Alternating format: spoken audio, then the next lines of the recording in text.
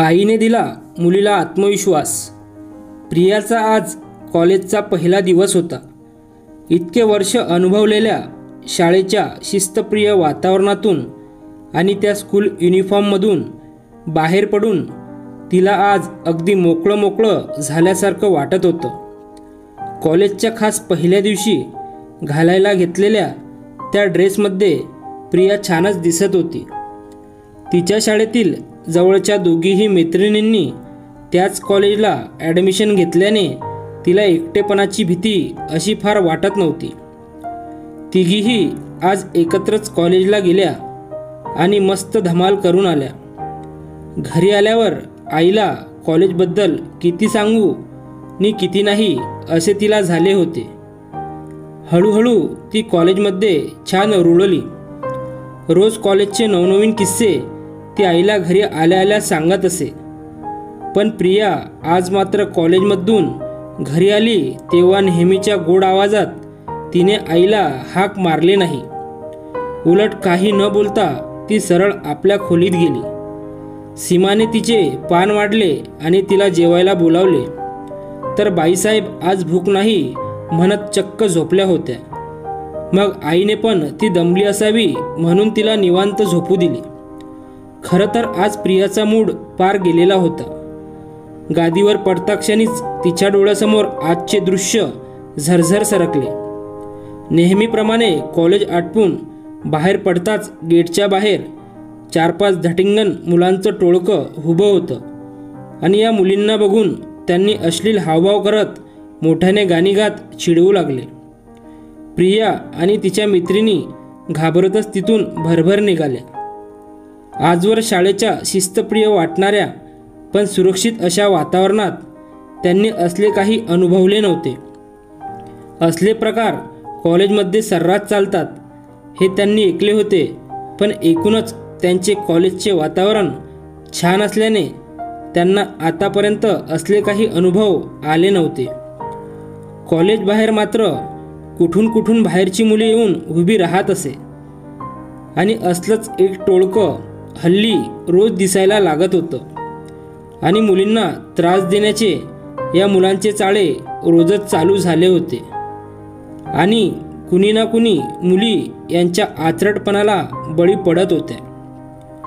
आज प्रियाच्या ग्रुपवर ती पाळी आल्याने त्यांना फारच राग आला होता, पण ती मुले कुणालाच जुमानत नव्हती।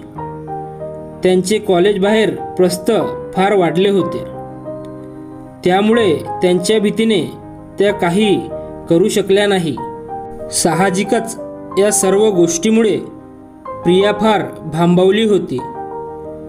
कुठल्याही अन्यायाविरुद्ध सक्षमपणे उभे राहिले पाहिजे हीच शिक्षण आजवर तिला घरून आणि शाळेतून मिळाली होती। पण प्रत्यक्षात मात्र असा प्रसंग आला असता ती काहीच करू शकली नाही। उलट तिच्या मैत्रिणीसारखीच ती पण फार घाबरली होती। डोळे मिटता तिच्या मनात विचार आला, खरंच माझ्याकडे एखादी शक्ती असती ना तर आज त्यांना चांगला धडा शिकवला असता।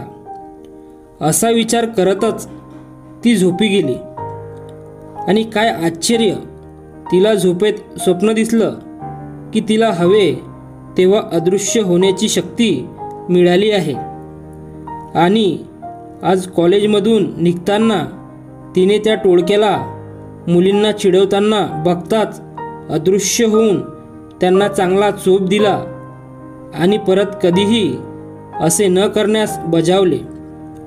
ते टोळकं घाबरून तिथून पळूनच गेलं। सगळ्या मुलींना पण खूप हायस वाटलं। ते बघून ती खूपच आनंदली आणि तेव्हाच तिला जाग आली।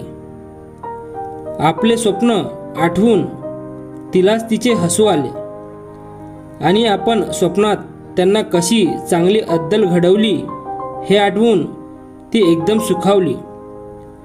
तेवढ्यात आईने तिला जेवायला बोलाविले। आता मात्र प्रियाचा फ्रेश मूड बघून आईने हळूच तिला आजच्या दिवसांबद्दल विचारले। तेव्हा प्रियाने आईला आजचे कॉलेज बाहेरील प्रकरण सांगितले. तिचे बोलणे ऐकून आई तिला म्हणाली, प्रिया, तुला असं का वाटतं की आपल्याकडे मुळात काही शक्ती नसते आणि मुलगी म्हटले की ती दुबळीच असते आणि त्यामुळे अन्यायाविरुद्ध लढायला मुली सक्षम नसतात. असे जर खरे असते तर झाशीची राणी सावित्रीबाई फुले, अहिल्याबाई होळकर यासारख्या स्त्रियांचे कर्तृत्व आपणास ऐकायला मिळाले नसते. या सर्व थोर वीरांगनांनी आपल्या आचरणानेच सिद्ध केले की ज्यांनी ज्यांनी स्त्रियांना दुबळे, असहाय्य समजले त्या सर्वांना स्त्रीशक्तीसमोर आपले हात टेकावे लागले. एवढ्या कर्तृत्ववान स्त्रियांचे उदाहरण आपल्यासमोर असताना तुला भीती कसली वाटते? मला मान्य आहे की एवढ्या सगळ्या मुलांना तू एकटीने सामोरे जाऊ शकत नाहीस, पण एकजुटीने मात्र निश्चितच अशा अन्यायाविरुद्ध सामना करण्याचे बळ आपल्यात नक्कीच येतं. गरज असते ती आत्मविश्वासाने लढण्याची. इतर मुलींसारखे आपण देखील काहीच करू शकत नाही असे प्रत्येकीने विचार केल्यामुळेच असल्या वाईट प्रवृत्ती उफाळतात. तुला स्वप्नात अदृश्य होण्याची शक्ती मिळाली म्हणून तू खुश झालीस आणि अन्यायाविरुद्ध दटके सामना केलास. अगं, पण प्रत्यक्षात तुझ्यात असलेल्या आत्मशक्तीला तू विसरते आहेस. त्याचे बळ खूप मोठे आहे. स्वतःला जोपर्यंत दुबळी, असहाय्य समजशील तोवर तुला तुझ्यात दडलेली आत्मशक्ती गवसणार नाही. म्हणून तिला ओळख आणि निर्भयपणे अन्यायाविरुद्ध लढ. सर्वांनी मूग गिळून बसल्यास काहीच साध्य होणार नाही. उलट त्या मुलांची त्रास देण्याची वृत्ती बळावेल. उद्या सर्व मैत्रिणी मिळून कॉलेजच्या प्राध्यापकांना भेटा आणि त्यांना या प्रकरणाची सविस्तर कल्पना द्या. ते नक्कीच यातून मार्ग काढतील. असं घाबरून कुठवर सहन करणार? आईशी बोलल्यावर प्रियाला खूप धीर मिळाला आणि तिच्या मनातली भीती जाऊन तिचा आत्मविश्वास वाढला. तिच्या विचारांना आईने नवी दिशा दिली होती. यापुढे आपल्या आत्मशक्तीच्या बळावर कुठल्याही अन्यायाविरुद्ध सक्षमपणे लढण्यास ती सज्ज होती. फ्रेंड्स, तुम्हाला ही स्टोरी आवडली असेल तर व्हिडिओला लाईक करा आणि चॅनलला सबस्क्राईब करा आणि बेल आयकॉनवर क्लिक करून ऑलवर सेट करा, म्हणजे पुढची व्हिडिओ तुम्हाला लगेच भेटेल. धन्यवाद.